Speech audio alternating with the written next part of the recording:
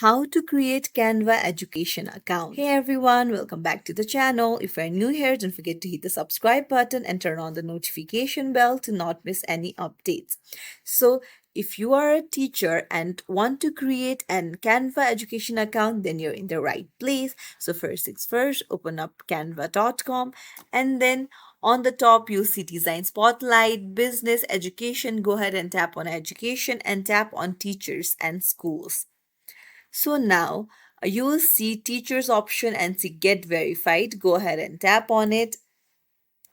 And now you'll be redirected to this page where you need to continue with Google. So you can do this, but you will need to add your teacher's email address given by your school. So if it's your official email address that is given to a teacher, then Canva will verify it for you and help you open up an education account.